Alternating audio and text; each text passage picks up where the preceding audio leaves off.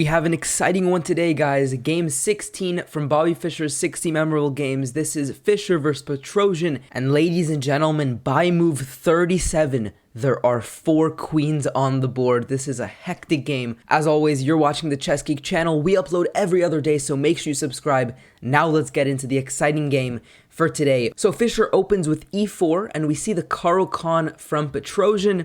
The opening stage goes by rather quick. We have a trade of the bishop for the knight. Both players developing very calmly. You can see black starting to form a very solid structure with the light squares pawns having the dark square bishop. Very logical.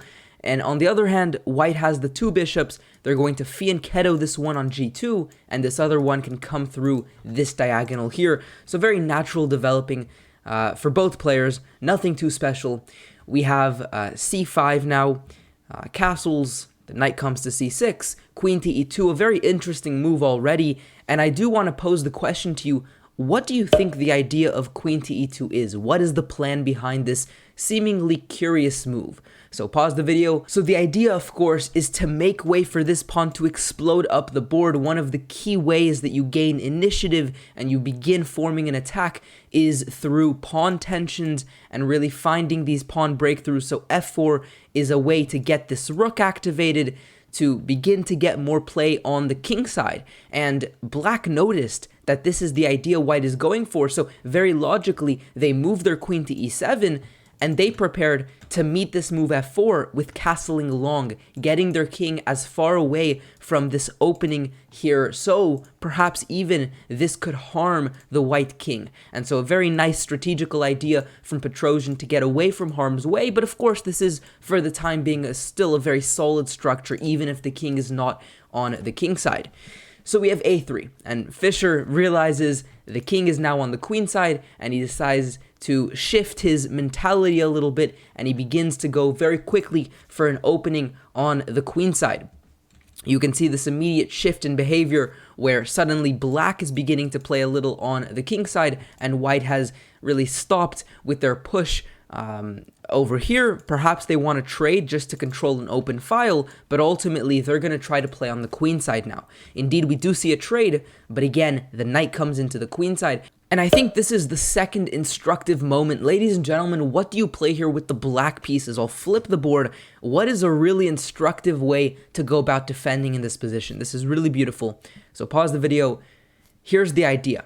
The point is that in these sort of structures, you can imagine that if you don't defend very carefully, white's going to stack pieces and go for an attack immediately. And so in these positions, it's helpful to think about ideal setups. And so what Petrosian noticed here is that if the knight comes to b5, it defends on a7, it itself cannot be attacked because c4 is not possible because they'll be able to simply take like this. And so this is exactly what happened, and now suddenly there's an ideal setup for black. The knight is defended by the pawn, the knight cannot be kicked away by a pawn, and the knight defends the pawn on a7. So the structure now on the queen side is really tied down, very kind of stopped, and it becomes a lot harder to generate play for white. So I thought that was a pretty instructive way to go about defending, and indeed it worked, because immediately Fischer shifted his focus towards the king side, realizing that on the queen side he kind of came to a dead end.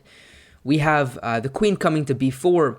Very interesting choice here. It seems quite scary to open up the b file, but Petrosian plays here fearlessly, deciding that there's no real fear at all. Again, the setup here is very tied down. It's very difficult to take advantage of or exploit, and so Fischer decides not to do that, and instead, again, continues shifting focus towards the 7th rank, attacking from the f file on the king side. We have queen to f2, and indeed c4 comes, and then rook to f1.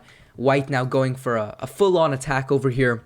We have a4, the queen comes on to f6. Some of the threats include going maybe queen to g7 and then infiltrating along the 7th rank. Another idea is to open up here and, try to utilize the fact that you've won a pawn to, again, continue adding more pressure along the 7th and 6th rank. And so white is certainly getting some play, but at the same time, you look at this pawn over here and you have to wonder, is it promoting? And so this is definitely becoming a pretty interesting game over here. we eventually have this very nice tactic here. Rook takes h7. If you take, you lose the rook over here. And so in the end, Petrosian decides to go rook to f8. We have queen takes g6, takes, and a3. And you can probably see where this is going also because I mentioned it. This pawn's coming down. Well, this pawn over here is also going to try to promote, and we have this sort of mutual promotion moment over here. Although black is first, and that is quite important because black can begin to start to attack the opponent before white can maybe get their second queen. And so this move, knight e2 here, would have been a great insertion because after king f2, knight takes g3 is a wonderful tactic. White has to now resort to some level of perpetual here. They can no longer try to promote because there's all sorts of threats. If you take with the king, we're very happy to just take here, and if you promote now, all of your pawns are lost. Alternatively, if you take with the queen, that's even worse because now you're not going to get a chance to promote. This queen can come in and it's simply going to be a situation where Fischer is down a queen. And so that is why knight to e2, a very interesting, good choice, but that was missed by Petrosian, who played queen to d6, trying to centralize their queen in view of the absolute chaos that will come into the game very shortly after this fourth queen lands on the board. Queen to a7, another one to kind of just defend over the 7th rank, try to make sure to control as many critical squares as you can. We have the move g4, we have the move king to c5, still very dangerous for black. They are not out at all because, well, this king is in the center in a cage, it might seem. You can certainly imagine this queen coming in and then coming here, or maybe the queen coming via h2 to b2 and then trying to infiltrate. So with two queens, you're never safe. And although this king, again, that applies to this king here as well, it's not safe. This one is in the center, so it is especially vulnerable. But Petrosian brilliantly defends king to b4 and king to b3. Absolutely beautiful way to just sneak out of all of the attacks. Now all of these squares are controlled. There's somehow miraculously nothing you can do. So Fischer notices this and he decides to trade one of the queens and eventually very shortly goes for accepting a draw in this position. There was a nice tactic here as well. If you take a pretty fork to end the game. So finally, after queen to h1, the game was agreed to be a draw. Hopefully you enjoyed the video. Make sure you subscribe for more content just like this. Like this video if you learned something new from it, and I'll see you guys next time. Peace out.